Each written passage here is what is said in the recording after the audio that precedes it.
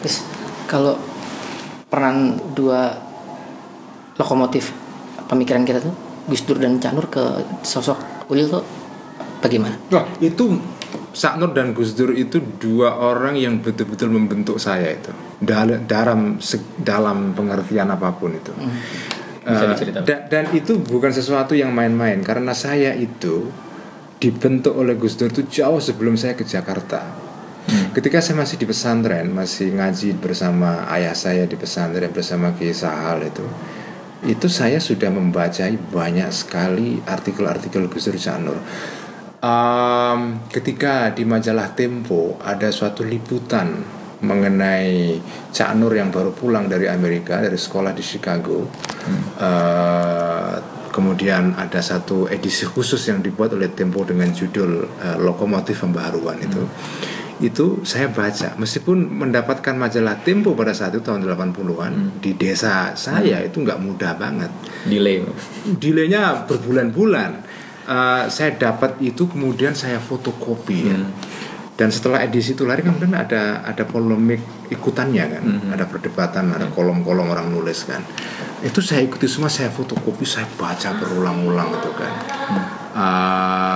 Dan itu betul-betul membentuk pemikiran saya. Saya baca Cak Nur itu sejak di pondok, Cak Nur, Gus Dur, Jalaluddin Rahmat. Kadang-kadang saya nggak paham juga apa yang mereka tulis, karena ketika itu saya masih santai culun lah, yang bacaannya hanya takrib dan tahrir dan segalanya. Ya Cak santai. Kadang-kadang saya nggak paham. Tapi saya itu merasa tertantang untuk membaca orang-orang ini, apa ini? Ada sesuatu tentang Islam, tapi kok nggak seperti yang dikatakan di takrib, di tahrir, Fathul Mu'in yang biasa saya kaji bersama ayah saya itu. Ini apa? What is this? Kemudian saya tertantang untuk membaca. Akhirnya secara pelan-pelan kemudian saya paham, dan sejak itu saya menjadi pengagum Cak Nur dan Gus Dur. Itu hampir semua yang ditulis dikatakan oleh Cak Nur di koran itu saya baca semua saat itu. Dan ketika itu saya nggak mampu berlangganan koran kan, karena saya dari keluarga yang miskin, dan ketika itu juga langganan koran itu hanya bisa dilakukan oleh orang-orang yang punya berarti prematerial, sangat prematerial itu. Jadi yang saya lakukan tahu nggak ketika itu, saya itu membeli koran, bukan koran baru, koran bekas. Saya itu datang ke toko kelontong di kampung saya, yang biasalah toko kampung jual koran bekas kan. Saya pergi ke toko itu, ada langganan saya, dan saya memilih sendiri koran-koran edisi, misalnya ada kolom di situ yang bagus, saya beli, saya clipping itu. Dan ketika itu saya hanya dengan uang Rp25 saya bisa dapat koran 1 kilo. Dan 1 kilo itu sebenarnya banyak sekali, karena itu saya pilih dari halaman-halaman yang saya suka, yang kalau di situ ada komentar Gus Dur, ada Cak Nur, ada Romo Mangun, ada Dawam Raharjo, ada Ki Ahmad Siddiq, Johan Effendi, Mufti Ali saya masih terlalu muda ketika itu, karena Mufti Ali meninggal pada saat saya masih culun juga ya, belum paham saya. Jadi Mas Gus sepakat bahwa pemikiran saat ini hanya memberi catatan kaki pada pemikiran dua tokoh itu. Wah, saya tuh ya dibanding Cak Nur sama Gus Dur nggak ada apa-apanya. Saya hanya mengembangkan apa yang mereka sudah mulai lah ya. Bagi saya sumbangan dua orang itu terhadap formasi intelektual diri saya unvaluable lah.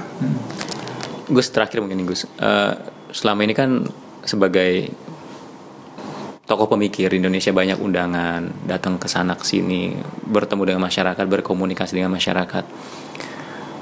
Ada mungkin satu kegelisahan sosial, intelektual atau apapun itu, kegelisahannya Gus Ulil sendiri yang terus berulang-ulang, dan kalau memang ada, apa itu?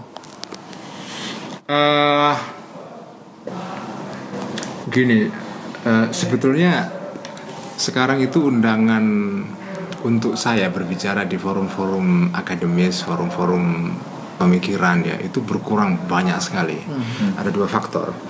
Yang pertama adalah karena saya masuk partai politik ya.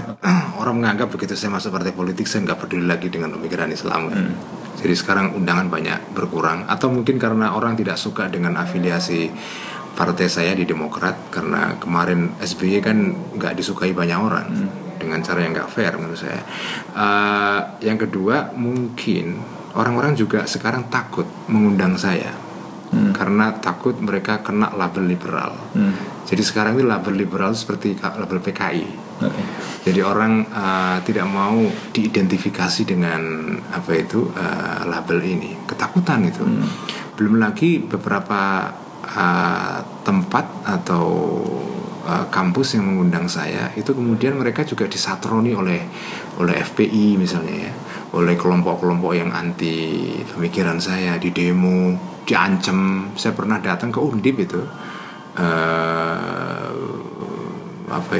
Ya ada ribut-ribut lah sebelum saya datang itu, katanya mau ada diprotes ini itu, sampai panitianya pada ketakutan, terus kayak gitu-gitu. Jadi suasana seperti itu membuat orang jadi takut sekarang mengundang saya. Jadi sekarang itu orang jarang mengundang saya, dan saya juga sekarang agak malas juga ngomong seperti itu. Kalaupun diundang ya saya, kalau yang mungkin relevan saya datengin ya. Sekarang saya memandang bahwa ada platform lain yang jauh lebih efektif untuk ngomong ke publik, yaitu media sosial. Okay. Saya betul-betul memanfaatkan media sosial itu secara efektif, secara serius ya, melalui Facebook atau Twitter atau sebagian juga YouTube dan juga blog ya. Saya manfaatkan betul sekarang itu. Saya kira daripada saya berbicara hanya dengan 100 orang di sebuah tempat, saya bisa berbicara setiap saat, setiap hari. Kalau dengan Periscope malah bisa kapanpun kan.